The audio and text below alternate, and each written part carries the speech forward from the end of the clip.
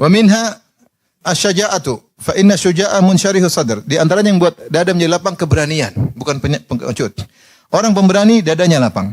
Wasi'ul bitani muttasi'ul qalbi. Dalamnya luas, kemudian hatinya lapang. Wal jabanu adyaqun nasi sadran. Adapun orang penakut dadanya sempit. Wa ahsarhum qalban, hatinya terpenjara. La farhata lahu wala surur. Dia tidak bahagia dan tidak senang. Wala ladzata wala na'ima illa min jinsi malil hayawani al-bahim wa ma surur al-ruh wa ladzatiha wa ma surur ruhi wa ladzatuha wa na'imuha wa ibtihajuha fa muharramun ala kulli jabanin. Adapun orang yang pengecut, penakut, maka dia seperti hewan dan tidaklah kebahagiaan ruh dan kelezatan ruh kebahagiaannya maka itu haram menjadi dari haram atas orang-orang yang penakut. Kama huwa muharramun ala kulli bakhil, sebagaimana haram bagi orang kebahagiaan itu haram bagi orang yang pelit. Wa ala kulli mu'ridin anillahi ghafilan dzikri, demikian juga kebahagiaan hati haram bagi orang berpaling dari Allah, yang lalai dari mengingat Allah Subhanahu wa taala, jahilin bih, yang jahil tidak tahu tentang Allah, tidak tahu tentang nama-namanya dan sifat-sifatnya, agamanya, dan juga haram bagi orang yang hatinya bergantung kepada selain Allah Subhanahu wa taala. Makanya benar bahwasanya orang yang penakut, dia sering gelisah, sering ketakutan, sehingga hatinya tidak tenang.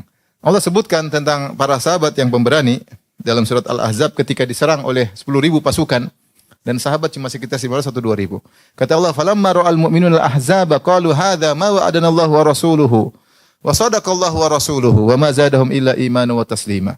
Ketika kaum mukminin melihat pasukan sudah datang depan mata 10.000, mereka berkata, ini adalah yang dijanjikan oleh Allah dan Rasulnya. Dan sungguh benar Allah dan Rasulnya. Wa ma zadahum illa imanan wa taslima, dan tidak bertambah bagi mereka dengan kondisi yang menegangkan tersebut kecuali semakin bertambah iman dan semakin pasrah kepada Allah Subhanahu wa taala. Adapun orang-orang penakut, orang munafikin, bahkan Ahzab, mereka sudah kabur, Abu Sufyan dan pasukan sudah pulang, mereka masih ketakutan, ya. Mereka masih ketakutan, ya. Bahkan Ahzab yadhhabunal ahzab apa namanya? Yahsabunal ahzaba lam yadhhabu. Ya, mereka menyangka pasukan musuh belum pergi. Ya. Wa iyyatil ahzab yawaddu law annahum baduna fil a'rab yas'aluna an anba'ikum. Walau kanu fikum ma qatalu illa qalila. Ketika pasukan Abu Sufyan kaum musyrikin sudah pergi, mereka masih ketakutan, kayaknya belum pergi, kayaknya hati tidak tenang. Kenapa?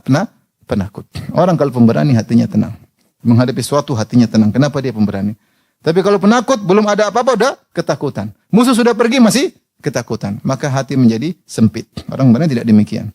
Dia lantang, dia berani, dia tegas, hatinya tenang. Tawakal kepada Allah Subhanahu wa taala. Walaupun orang penakut, takut, gelisah, mikir terus, gelisah karena ketakutan. Kemudian dia berkata, wa inna hadzan na'ima was-surura la yasira fil qabri riyadan. Sungguhnya kebahagiaan hati yang kita rasakan di dunia ini akan menjadi taman wa jannah dan surga di kuburan. Apa kebahagiaan kita rasakan di dunia ini? Karena iman kepada Allah, karena tawakal, karena dermawan, karena bergantung selalu kepada Allah, karena cinta kepada Allah. Ini akan berubah menjadi taman surga di kuburan.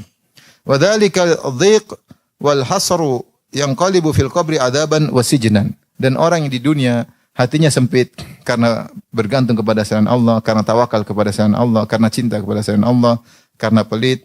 Kesengsaraan yang dia rasakan akan ketika dia mati akan menjadi siksaan dan penjara baginya di kuburan. Fahalul abdi fil qabri kahalil qalbi fi sadri naiman wa adaban. Maka kondisi seorang hamba di kuburan seperti kondisi hati di dadanya, nikmat ataupun sengsara. Apakah sajnan wa itlaqan, apakah terpenjarakan atau terbebaskan. Sesuai dengan kondisi dia di dunia akan dibawa ke kuburan. Wala ibrata bin syirahi sadri hadza li'aridin. Dan tidak ada patokan parameter bagi lapangnya dada yang karena sesaat. Ada orang merasa lapang dada tapi kenapa? Karena maksiat. Itu lapang dada sebentar. Ketika dia berhenti maksiat, dadanya sempit. Itu sebenarnya bukan lapang dada tapi kelezatan dunia yang dia rasakan sebentar. Setelah itu akan kembali lagi hatinya menjadi menderita. Seorang kalau nonton film dia akan senang ketawa, tapi selesai dia sengsara, langsung sengsara. Bukan itu standar kebahagiaan. Wala yadhiku sadri hadza li'arid. Ya, demikian juga mungkin seorang Ketika dia baik diuji dengan sebagian ujian, mungkin dia sedih, mungkin dia sempit, tapi cuma lewat. Setelah itu dia bahagia lagi, kata Ibnu Qayyim. Orang beriman pun kalau dikata-katain dia mungkin ada sempit dada, cuma sebentar, tidak lama. Seperti Allah berfirman tentang Nabi Muhammad SAW, وَلَقَدْ نَعْلَمُ أَنَّكَ يَضِيقُ صَدْرُكَ بِمَا يَقُولُونَ فَسَبِّحْ بِحَمْدِ رَبِّكَ وَكُن مِّنَ السَّاجِدِينَ وَاعْبُدْ رَبَّكَ حَتَّى يَأْتِيَكَ الْيَقِينُ. Sungguh kami tahu hatimu sempit karena ucapan mereka kepada engkau wahai Muhammad. Rasulullah sempat sempit dada. Kalau dikatakan pendusta, dikatakan penyihir, tapi begitu cepat hilang. Karena Rasulullah bertasbih kepada Allah, salat kepada Allah Subhanahu wa taala. Ini bukan patokan. Yang dimaksud dengan lapangnya itu yang secara mayoritas kondisi hati. Adapun orang beriman kadang-kadang dadanya sempit karena diganggu, itu bukan patokan. Segera hilang. Adapun orang yang tukang maksiat kemudian dadanya tiba-tiba lapang, itu kelezatan dunia, setelah itu akan hilang menjadi kesempitan kembali. Bukan itu patokannya. Fa innal awaridha tazulu bizawali asbabiha. Karena sesuatu yang datang akan hilang dengan hilangnya sebabnya. Wa innamal muawwal ala sifati allati qamat bil qalbi tujibun syirahahu wa habsahu fahiyal mizan. Wallahu musta'an. Yang jadi patokan adalah sifat kebahagiaan hakiki yang ada di hati. Ya. Atau kesengsaraan yang ada di hati, itu yang menjadi patokan di sisi Allah Subhanahu wa taala, dan itu yang menjadi parameter di sisi Allah Subhanahu wa taala. Wallahul musta'an, maka Allah adalah tempat meminta pertolongan.